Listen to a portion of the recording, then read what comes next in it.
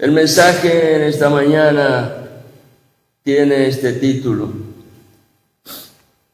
Dios perdona, sana y restaura. Dios perdona, sana y restaura. La palabra del Señor nos habla constantemente del testimonio de Dios, en el cual nuestra alma debe estar completamente involucrada, al punto tal de que ese testimonio sea definitivamente la marca en nuestro corazón. El libro de Santiago, en el capítulo 1 y el versículo 17, no es este el pasaje que quiero compartir, pero estoy en la introducción. Allí Santiago declara estas palabras: toda buena dádiva y todo don perfecto desciende de lo alto, del Padre de las luces, en el cual no hay mudanza, no hay cambios, ni sombra de variación. Permanece inalterable. Santiago declara que Dios es íntegro. Dios es esa persona que permanece inmutable. En Él no hay cambios. Él no puede negarse a sí mismo. Y por cuanto Él es todo esto, yo puedo confiar que Dios hará en mí lo que Él ha determinado hacer, es decir, su obra de transformación que me llevará a alcanzar todas sus promesas. Dios es absolutamente leal y fiel a su palabra. Es leal en su persona, fiel a su palabra. Cuando hablamos de fidelidad, nos referimos al cumplimiento de la palabra empeñada, aquella que hemos declarado a través de un compromiso realizado previamente.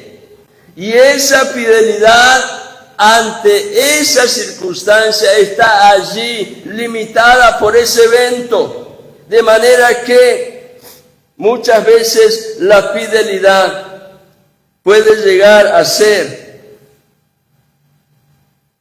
un asunto de conveniencia. Si me favorece, pues allí estoy completamente involucrado en el asunto.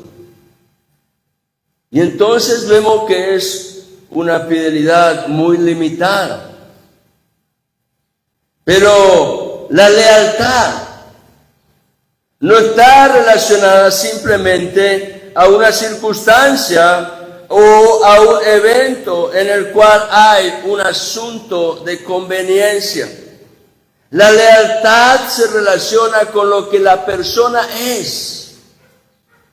Esto significa, la lealtad está conectado con las convicciones que forman el carácter. ¿De qué manera estamos hechos? Eso habla de lealtad. E independientemente de las circunstancias, mi conducta no cambia. Porque hay convicciones.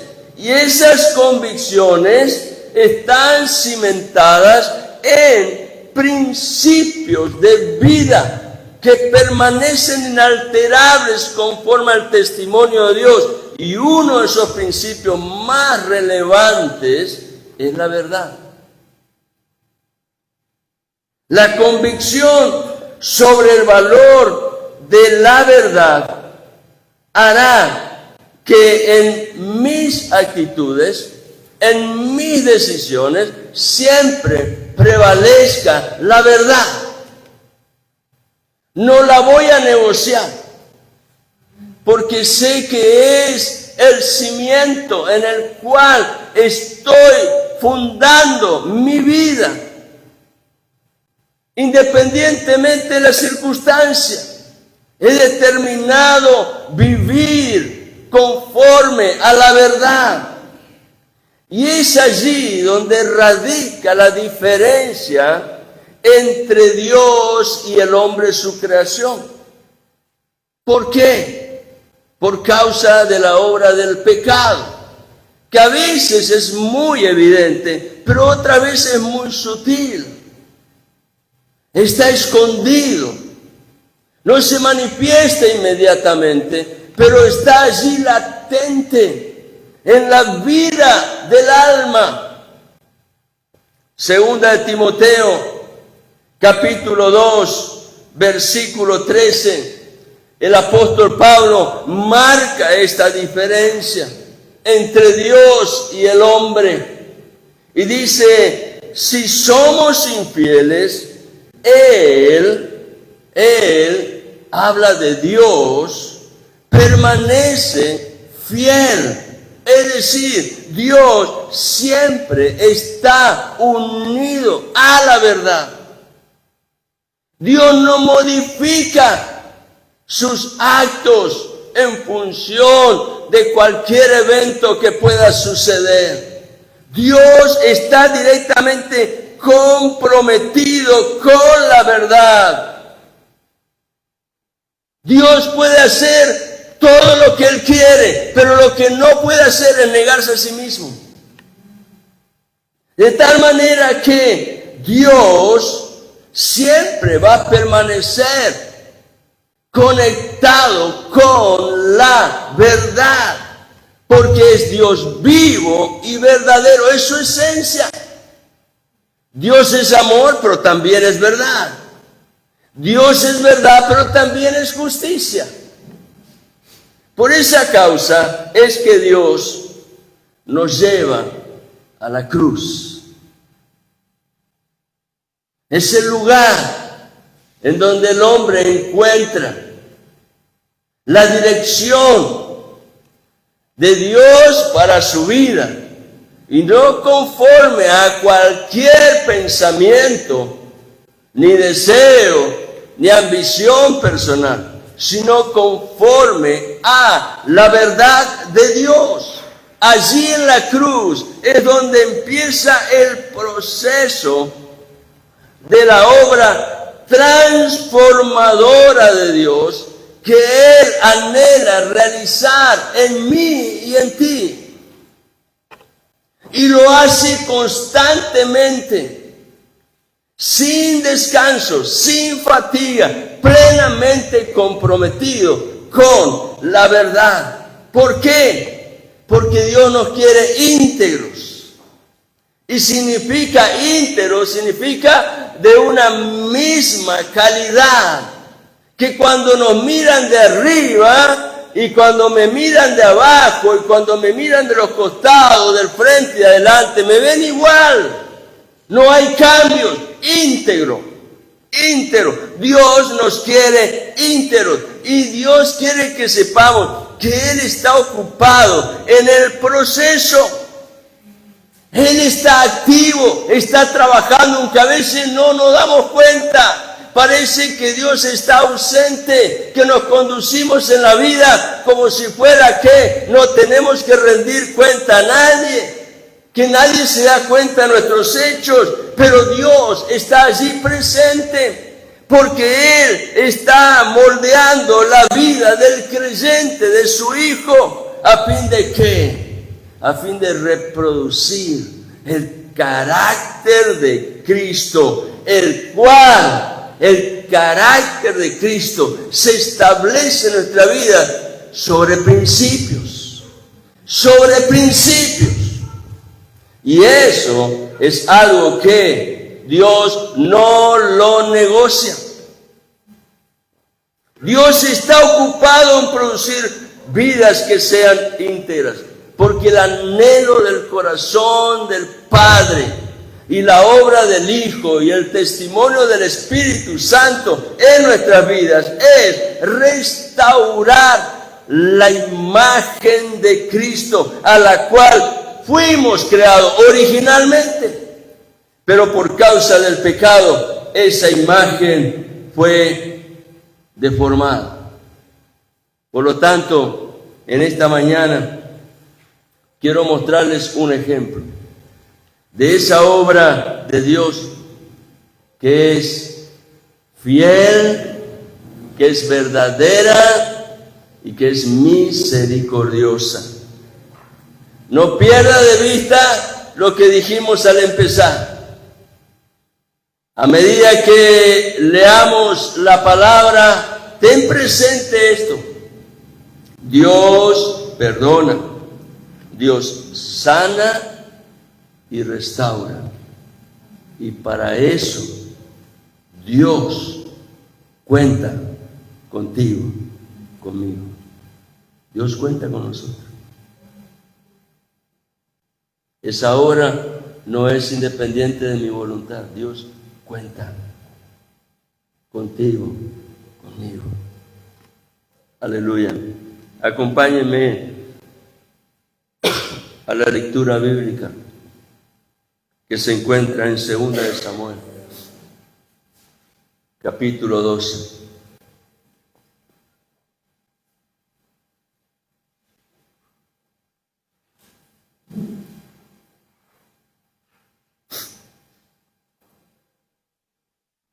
Intencionalmente he dejado de lado el capítulo 11, que es la razón del capítulo 12, para mostrarles lo que en esta mañana Dios quiere que sepamos. Dios perdona, Dios sana y restaura. Y para eso Dios cuenta con vos, conmigo. Lectura bíblica, 2 de Samuel, capítulo 12. Y leemos allí la palabra del Señor desde el versículo 1 al 13. Entonces, el Señor envió a Natán a David. ¿Quién era Natán? El profeta. En ese tiempo, el pueblo recibía el mensaje de Dios a través de un hombre que Dios había señalado y lo distinguía como profeta, su vocero. Dios le hablaba al profeta a través del Espíritu de Dios y el profeta traía el mensaje.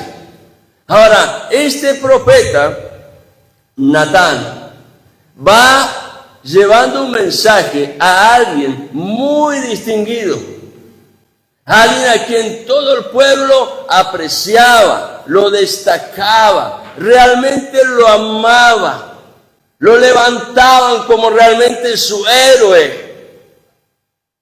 Pero Dios va a descubrir algo que en el corazón del héroe necesitaba: la intervención de su maravillosa gracia y misericordia para que experimentara sanidad. Sanidad. El héroe necesitaba sanidad. ¿Quién lo envía al profeta? El Señor. Y cuando el profeta llega ante el rey David, él le habla de una manera que realmente es sorprendente. Empieza a hablarle de una historia figurada, pero que escondía en la historia una enseñanza en donde la vida del rey estaba involucrada. Y entonces el profeta le dijo una parábola. Y el rey, que lo conocía y por cuanto lo conocía, lo respetaba, lo escucha atentamente. Y le dice Natán, había dos hombres en una ciudad, el uno rico y el otro pobre. Un rico y un pobre. Esa es la historia. El rico tenía, por supuesto, muchas ovejas y vacas, pero el pobre no tenía más que una corderita. La primera impresión es que se está refiriendo a posesión material. Una corderita que él había comprado, criado, la había apreciado, la había valorado, la había cuidado, la cual había crecido junto con él y con sus hijos. Comía de su par. Acá ya empieza a cambiar la escena. No se trata de algo material. Compartía cosas con él, bebía de su copa, dormía en su seno, cohabitaban. Y acá empieza a descubrirse el asunto, era como una hija para él. Resulta entonces que aquella corderita era una persona, y esa persona era una mujer. David hasta allí no entiende nada. Y entonces el profeta le dice, vino un viajero al hombre rico, y éste no quiso tomar de sus ovejas ni de sus vacas. Evidentemente que era avaro, un hombre codicioso. No quiso tomar de sus ovejas ni de sus vacas para preparar comida para el caminante que había venido a él. Recibió la visita de alguien y él quería agasajarlo, pero no quería utilizar sus bienes, sino que tomó la corderita de aquel hombre pobre y la preparó para el hombre que había venido a él. Es decir, robó, sustrajo algo que no le pertenecía, tomó lo que no era de él. Versículo 5.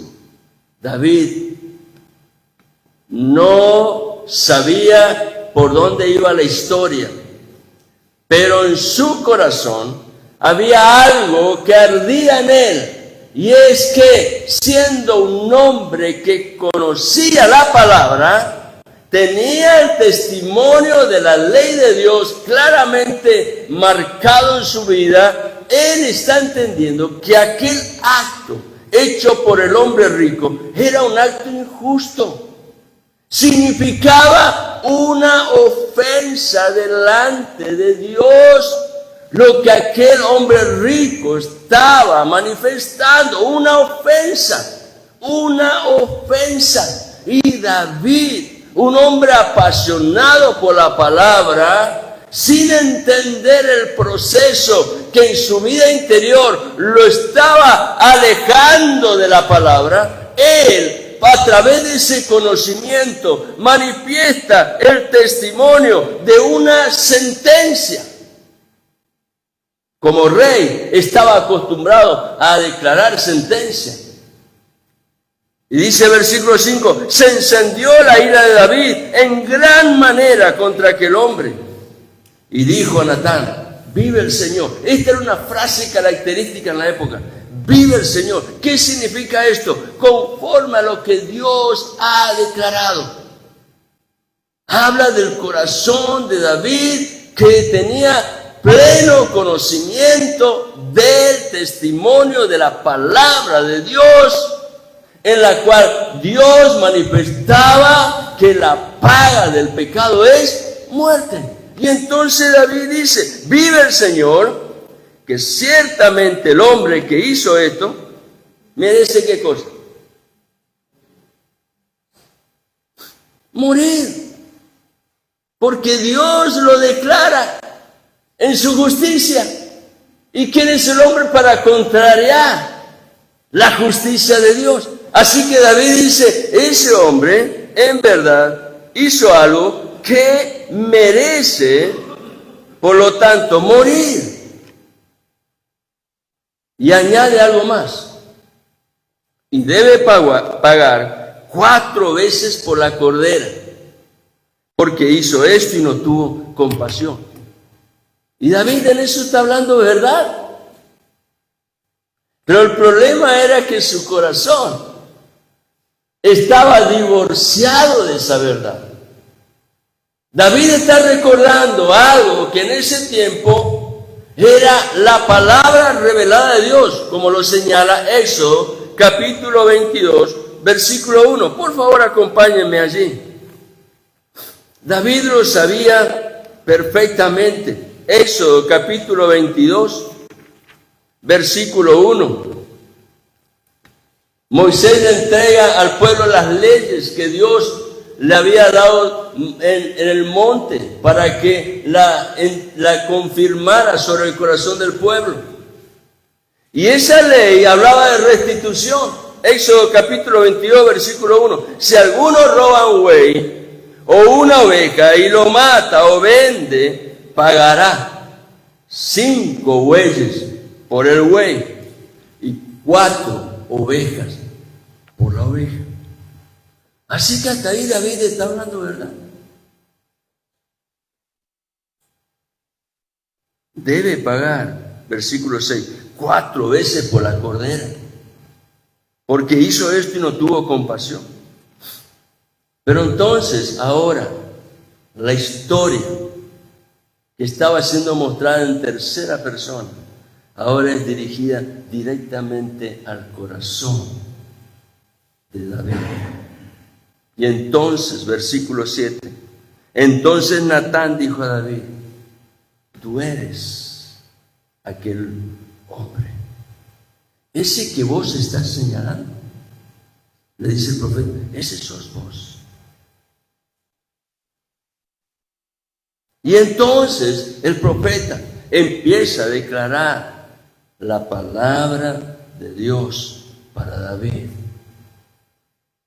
Así dice el Señor, Dios de Israel, yo te ungí rey sobre Israel y te libré de la mano de Saúl. Yo también entregué a tu cuidado la casa de tu Señor y las mujeres de tu Señor, y te di la casa de Israel y de Judá. Y si eso hubiera sido poco, te hubiera añadido muchas cosas más. Te hubiera añadido muchas cosas como estas. Y entonces dice el profeta, versículo 9, ¿por qué ha despreciado la palabra del Señor, haciendo lo malo a sus ojos? Has matado a espada a Urías hitita, y has tomado a su mujer para que sea mujer tuya, y lo has matado con la espada de los hijos de Amón. Ahora pues, la espada nunca se apartará de tu casa. Las consecuencias del pecado siempre nos alcanzan. Porque me has despreciado, le dice Dios, y has tomado la mujer de Urías hitita para que sea tu mujer. Así dice el Señor, versículo 11.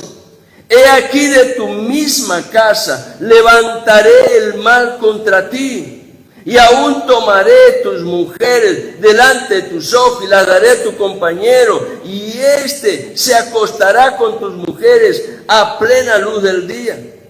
En verdad, tú lo hiciste en secreto. Dios dice, nada está escondido de mis ojos. Tú pensabas que lo hiciste en secreto, en oculto, de lo que el pueblo podía realmente conocer. Pero Dios le dice, yo haré que las consecuencias, yo haré esto delante de todo Israel y a plena luz del sol. Entonces David dijo a Natán,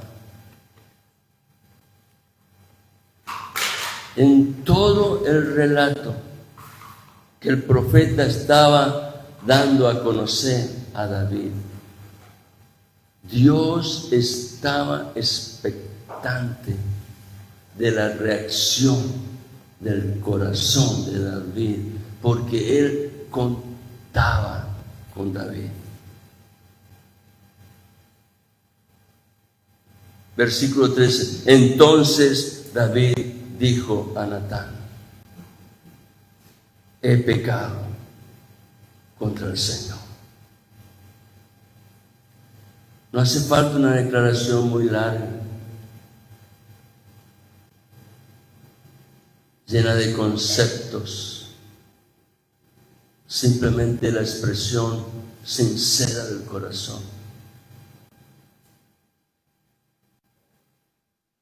David no busca excusarse, sabe que Dios está revelando algo que él creía haber escondido, pero ahora está entendiendo que a los ojos de Dios nada está oculto, y por lo tanto su corazón, al escuchar las palabras del profeta, empieza a quebrantarse y a afligirse y a dolerse, al punto tal que cuando el profeta termina de hablar, David tiene que decir: he pecado contra el Señor. La primera ofensa del pecado contra Dios. Por supuesto que eso tiene consecuencias que se expanden. Porque cuando yo peco, me estoy defraudando a mí mismo a causa de algo que Dios ha colocado en mi corazón para que yo pueda vivir en victoria. Pero no solo me defrauda a mí, defrauda a muchos que me rodean. Y Dios está interesado en hacer de cada uno de sus hijos personas íntegras, personas de valor, personas que en medio de cualquier circunstancia se sostienen porque están apoyados en principios que no cambian. Y cuando David habló estas palabras, haciendo confesión, ¿qué es confesar? Es ponernos de acuerdo con Dios y decir lo mismo que Dios está diciendo de mí. Ahora recibirlo y confesarlo. Dios le estuvo diciendo: eres el que hizo el pecado. El problema está en ti. Y David dice: he pecado contra el Señor. Y Natán le dijo a David: eso era todo lo que Dios quería escuchar. Y el profeta estaba preparado porque el Espíritu de Dios estaba marcando ese tiempo. Y tenía la palabra de parte de Dios para bendecir el corazón de David y llevarlo a la experiencia de la sanidad. Y Natán dijo a David: el Señor ha quitado tu pecado, ha perdonado, el Señor ha limpiado, el Señor ha manifestado su amor y su misericordia. Pero esa palabra no vino antes, sino después de la confesión. Y entonces el profeta le dice: no morirás, no morirás. La historia de David es una historia realmente impactante. Hay mucho en la historia de David que realmente nos revelan a un hombre que en los ojos de Dios fue un instrumento precioso. Se puede decir que David fue un hombre exitoso en todo lo que emprendía. por una razón fundamental, una única razón fundamental que lo hacía David próspero. En el sentido de Dios, no próspero a bolsillo, próspero. En el ámbito de su vida interior, próspero, porque en su vida interior había armonía. La razón fundamental por la cual David era muy exitoso es que siempre procuró mantener una relación correcta con Dios. Ahora la pregunta es, ¿cómo lograba David esto? Estoy hablando de la historia previa de David, ¿no es cierto? ¿Cómo lograba David esto? Mantener una correcta relación con Dios. Y eso es simple. Dios no es un Dios complicado, es muy sencillo y es directo. Va directamente al asunto. Y él le mostraba a David la necesidad que tenía de su presencia. Y David se involucraba en eso, teniendo una búsqueda personal constante. Y en esa búsqueda personal constante de Dios, lo que David anhelaba era saber qué dice Dios. Y conociendo lo que Dios dice, responder a Dios en obediencia. Ese era el secreto de David. No había mucho más. El libro de Segunda de Samuel da testimonio del tiempo de David como rey de Israel. Fue Dios quien lo ungió para llegar al trono. Fue Dios quien hizo que su reino prosperara. En cada batalla que David enfrentaba, antes que nada, consultaba a Dios. Cuando tienes una actividad, una relación, una reunión, la pregunta es, ¿qué tan importante es Dios en eso que vas a hacer? ¿Tiene Dios parte en eso?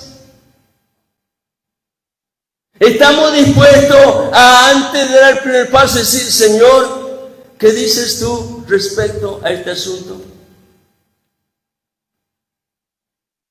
Consultaba a Dios. Y los resultados en la vida de David eran evidentes. Porque la palabra declara que Dios estaba con David. Y si Dios estaba con David, ¿quién contra David? Esta misma declaración es la que luego el apóstol Pablo toma en el libro de Romanos. Si Dios está con nosotros, ¿quién contra nosotros? Ahora el problema es que Dios no camina con un desordenado. Dios no camina con un altivo, Dios no camina con un orgulloso, vanidoso, un engreído, un presumido, no. Dios camina con el manso y humilde del corazón. La vida de David era una evidencia constante de que Dios estaba con él. Porque David consultaba a Dios. Miremos algunos pasajes. Fíjense en el mismo libro de Segunda de Samuel. Capítulo 5. El versículo 10. Segunda de Samuel 5:10. David se engrandecía cada vez más. ¿Por qué? Porque el Señor, Dios de los ejércitos, el Todopoderoso, ese es el Dios de los ejércitos, el Todopoderoso, estaba con él, estaba con él. Versículo 17 al 20, al oír los filisteos, constantemente ellos tenían problemas con los filisteos. Son los que habitan hoy en la región de Gaza, allí estaban los filisteos. Así que se imaginan, cambió el nombre, pero siguen siendo los mismos, es el mismo espíritu. Al oír los filisteos que David había sido ungido rey sobre Israel, todos los filisteos subieron a buscar a David. Esto significa, subieron a hacerle guerra a David. No vinieron en son de paz. Guerra querían. Y cuando David se enteró, bajó a la fortaleza. Es decir, al Sión que él, a través de la bendición de Dios, había conquistado. La ciudad de Jerusalén, la cual habían habitado los jebuseos, pero David los sacó de allí, muchos años después de entrar a conquistar la tierra, y estableció allí la fortaleza de Sión. Y David iba a la fortaleza, al lugar secreto, a la búsqueda de la presencia de Dios, porque sabía que en la presencia de Dios había consejo sabio del cielo, en el cual su vida iba a ser dirigida a un propósito de bendición. Versículo 18 dice, y los filisteos llegaron, se esparcieron por el valle de Refaim. Y David, versículo 19, David consultó ¿a quién? ¿A su general? ¿A sus soldados? ¿A su compañera íntima? No. Consultó al Señor, diciendo, ¿subiré contra los filisteos? Señor, ¿qué dices tú de este asunto? Y este era un hombre de guerra. Ya se había destacado por enfrentar a un gigante, lo había vencido. Tan solo con una onda y 5 piedritas tomadas del arroyo, el gigante cayó, lo venció. Este era un hombre de guerra, no era un pusilánime, un medroso, un temeroso, era un hombre de guerra. Pero a él le importaba lo que Dios dice respecto de los hechos de su vida. ¿Subiré contra los filisteos? ¿Los entregarás en mi mano? ¿Saben qué le está diciendo Dios? Señor, si vos no vas conmigo, esta guerra que quede allí en la historia como simplemente un evento. Pero si vas conmigo, Señor, ahí estoy, ahí estoy. Y el Señor dijo a David, sube, sube, porque ciertamente entregaré a los filisteos en tu mano. Los voy a entregar. Los voy a entregar. Y si eso declara el Señor de los ejércitos, yo puedo confiar. Yo puedo confiar. Porque es garantía total. Es garantía total. Señor de los ejércitos. Si Él habla a tu corazón y te da confianza y te dice, emprende, la victoria está de tu lado, pues allí vamos con el Señor.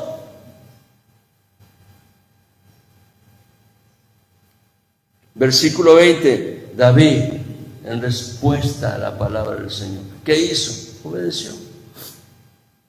Obedeció. David fue a Baal Perasín y allí los derrotó. Pero la historia no quedó allí. Estos filisteos, a pesar de caer vencidos, eran tercos, obstinados, y dijeron, quizás aquella vez David tuvo ventaja y vamos a intentarlo de nuevo. Y el versículo 22 dice, después los filisteos subieron de nuevo y se esparcieron por el valle de Refaim. Otra vez la misma historia. ¿Y qué hizo David? Versículo 23. Cuando David consultó al Señor, él dijo, no subas directamente.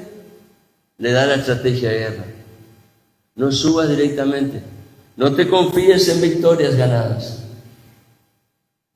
Depende de Dios en todo tiempo. No subas directamente. Da un rodeo por detrás de ellos. Y sal a ellos frente a las balsameras.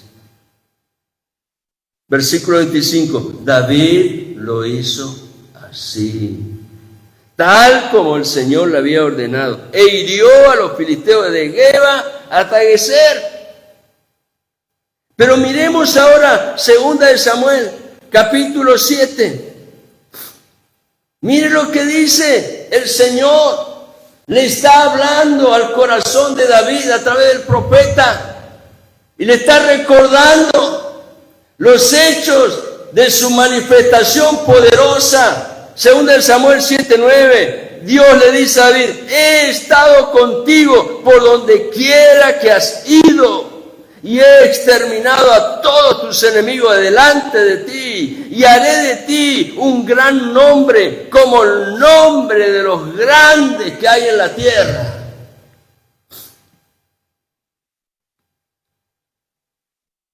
Si tu nombre está en la memoria de Dios, no dudes que Él lo va a destacar, aún por encima de los nombres de los poderosos, y el testimonio de Dios es el que permanece para siempre.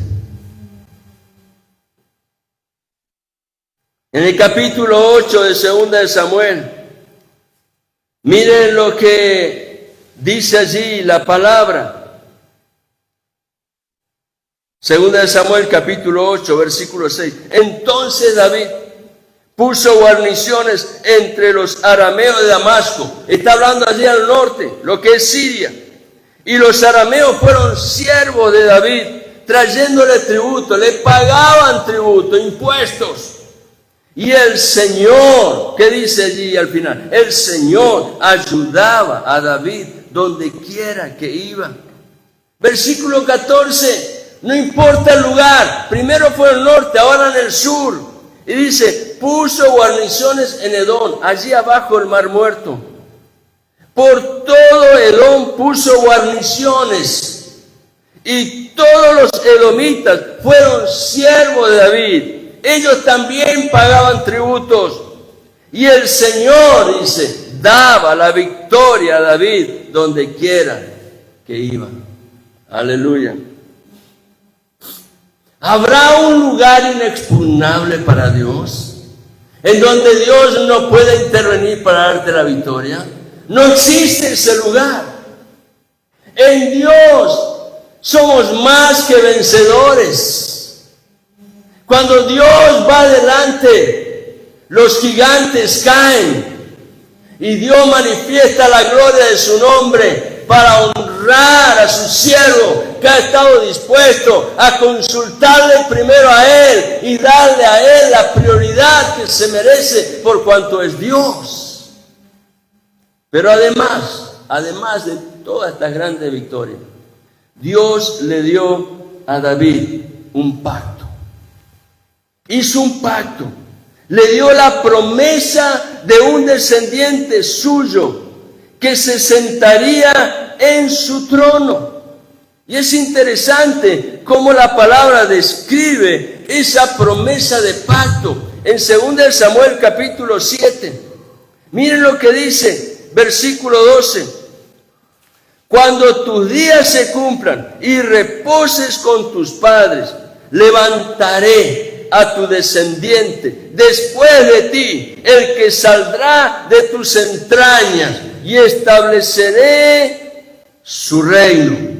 Todavía ni existía en la memoria Salomón, pero ya Dios estaba hablando de él.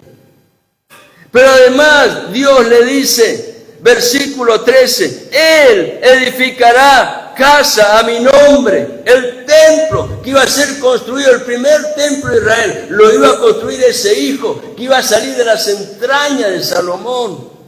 Y yo estableceré el trono de su reino para siempre.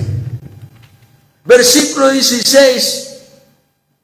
Tu casa, le dice Dios a David, y tu reino permanecerán para siempre delante de mí. Tu trono será establecido para siempre, por todas las generaciones, un reino eterno que iba a ser gobernado por un rey que vendría de la descendencia de David.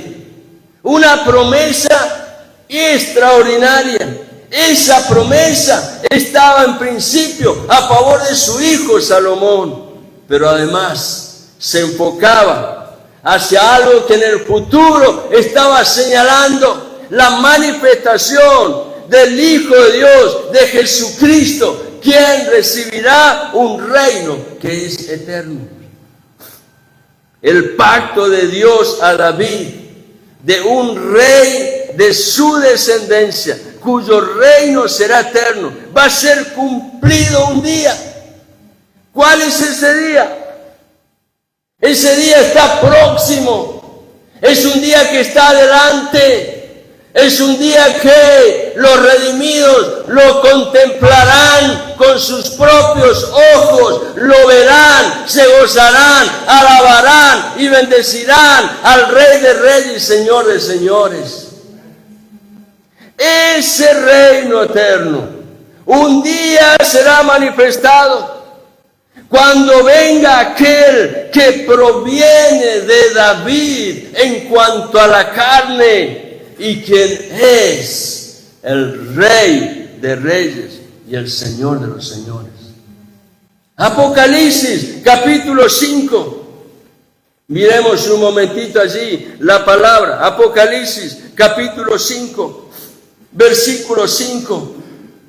Es interesante que la visión que está teniendo Juan, siendo levantado en el Espíritu al cielo, él puede comprobar un trono glorioso, alguien sentado en el trono, y alrededor de ese trono, 24 tronos, en donde estaban los ancianos, y alrededor de ese trono, 4 seres celestiales, probablemente querubines.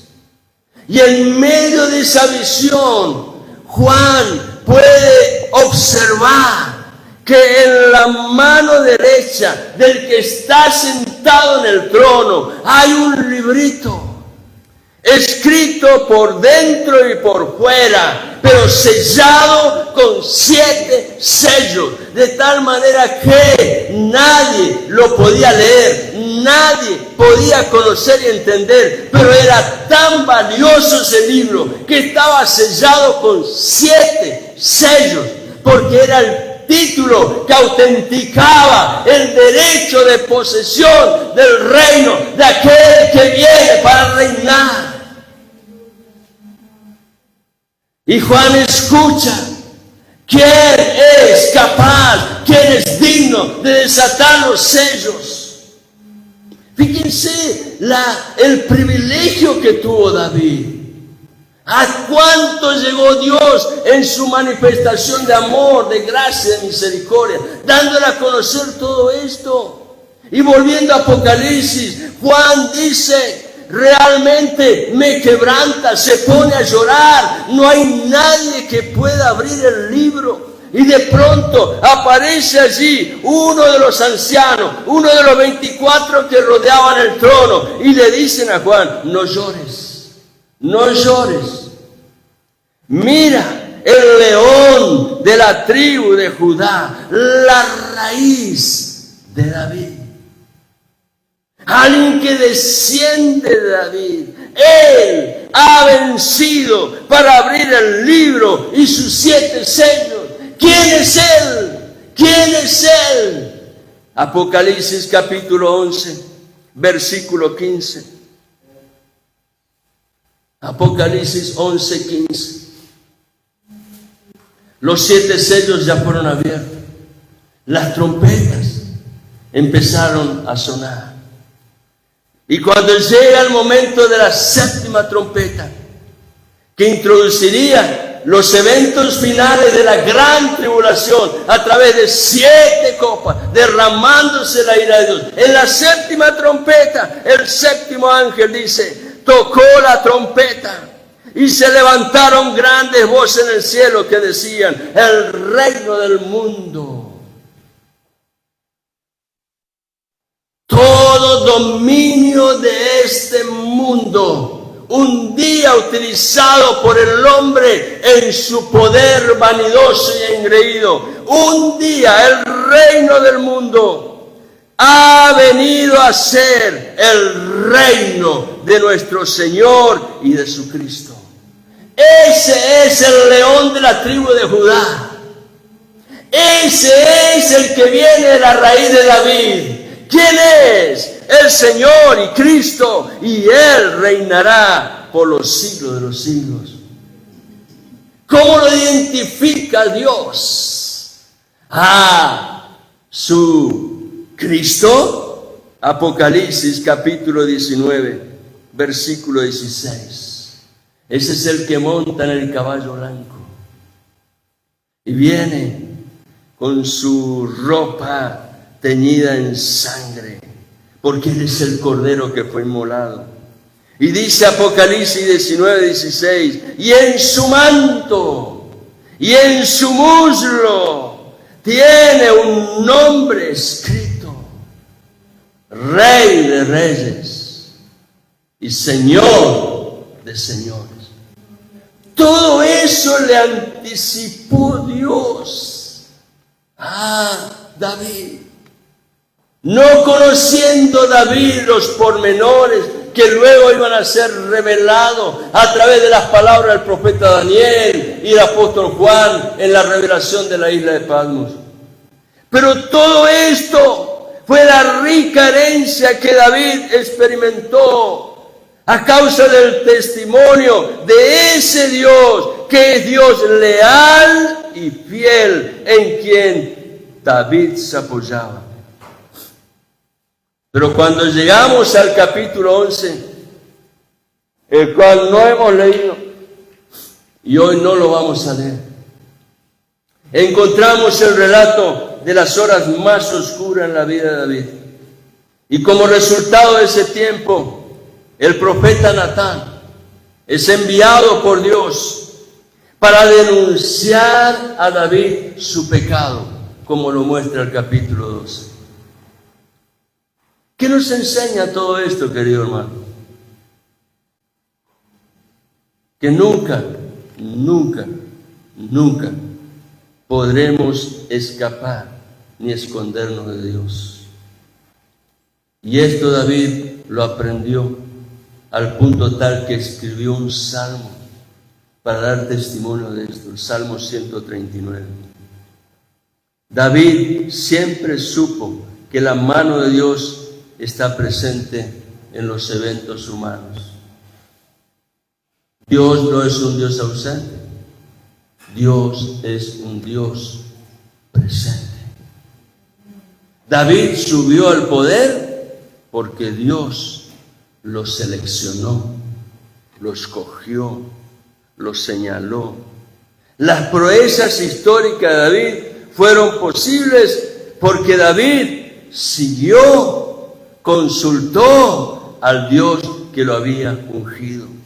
Pero ahora, el capítulo 12 de 2 de Samuel nos muestra la otra cara de la vida de David, sus fallos morales, los cuales le llevaron a ser confrontado por Dios, para que finalmente el profeta Natán tuviera que decirle: tú eres aquel hombre. David había cometido todo tipo de ofensa, adulteró, mató, se rebeló. Todo esto le trajo mucho dolor personal, problemas familiares que lo afligieron durante el resto de su vida y aún tragedia en la nación. Todo a causa de malas decisiones. Pero a pesar de todo eso, aleluya, Dios lo buscó. ¿Quién de nosotros no ha fallado una vez en la vida? Hemos fallado y mucho, y seguramente seguimos fallando. Dios lo buscó. Dios nos busca. Y a través de esta palabra podemos entender que el anhelo del corazón de Dios es perdonar, sanar y restaurar. Pero es necesario que hagamos nuestra parte.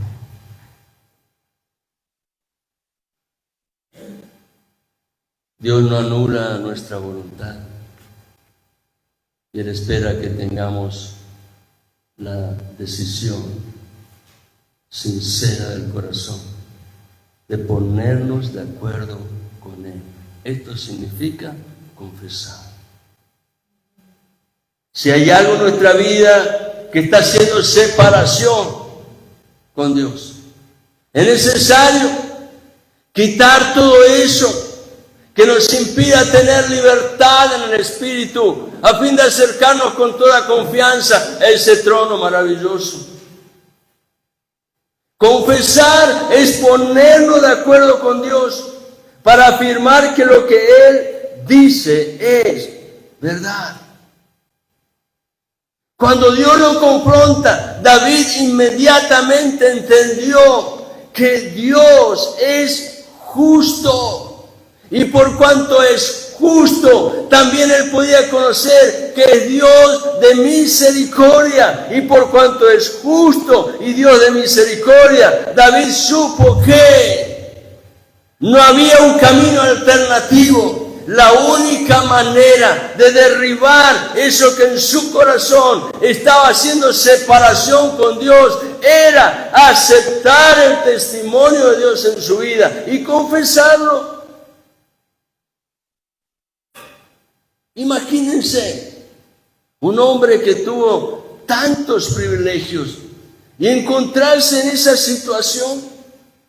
Podría haberse preguntado: mis actos no fueron leves, he hecho algo que en verdad ha ofendido completamente a Dios.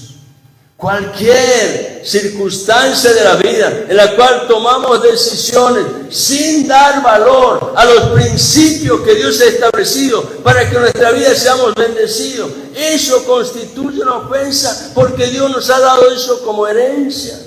Los principios de Dios marcan el testimonio de su verdad, en los cuales nuestro corazón son afirmados en la verdad de Dios. David se podría haber preguntado, después de lo que hice, ¿podría Dios todavía amarme? Pero allí estaba presente Dios para cambiar la historia de David. Aleluya. David entendió, Dios lo estaba amando, por eso lo buscaba. Si hay esperanza para David, entonces hay esperanza para todo aquel que quiera volverse a Dios de corazón. Dios está ocupado cada día. Al levantarnos, Dios está señalando sobre la vida de su Hijo las promesas a través de las cuales Él nos quiere llevar al cumplimiento de su plan, de su diseño, de su propósito. Dios está ocupado en producir vidas que sean íntegras. Y para eso Dios está trabajando a fin de restaurar la imagen de Cristo en la cual hemos sido creados. Pero debemos ser conscientes que el pecado es el gran adversario que debemos derrotar. Y muchas veces está dentro nuestro, a causa de pasiones y concupiscencias, las cuales hemos dado lugar sin poner la contención necesaria, el límite, el borde, para que todo eso sea sometido bajo los pies de Jesucristo. Dios nos quiere ver íntegros. La integridad es la capacidad de ser completo, entero, que todas las partes del carácter de una persona, su pensamiento, sus palabras, sus acciones, estén en armonía. Personas que son leales y fieles, sin depender de las circunstancias, sino que simplemente han decidido permanecer en una relación correcta con Dios, siendo leales al compromiso asumido ante Dios. David era un varón conforme al corazón de Dios, sin lugar a dudas. alguien dispuesto a agradar a Dios. Y es por eso que él podía entender lo valioso que es la integridad a los ojos de Dios. No sé si podemos cantar una alabanza, César. Amén. Por favor, hermanos, me pueden acompañar aquí adelante.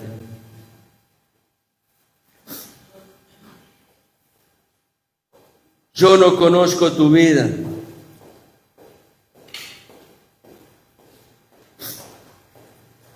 Apenas conozco la mía. Pero hay alguien que nos conoce. Independientemente de quién somos, nos conoce completamente. David dice en ese Salmo 139, tú has conocido mi sentar y mi levantar. Tú lo sabes todo de mí, Señor.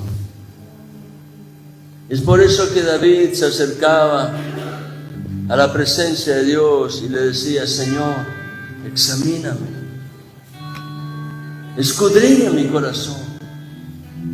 Señor, yo te pido que seas tú allí, en mi vida interior, realizando esa observación necesaria, a fin de poder identificar aquello en lo cual yo no estoy siendo consciente.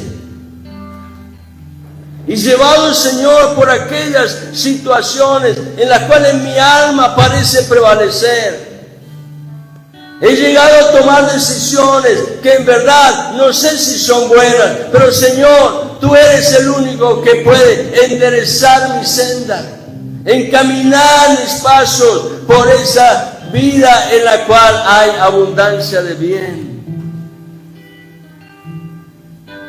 Luego de la obra de la cruz, como lo decía el domingo pasado, fue abierto un camino seguro por el cual podemos acercarnos a Dios para alcanzar misericordia y recibir gracia por medio de Jesucristo el Señor.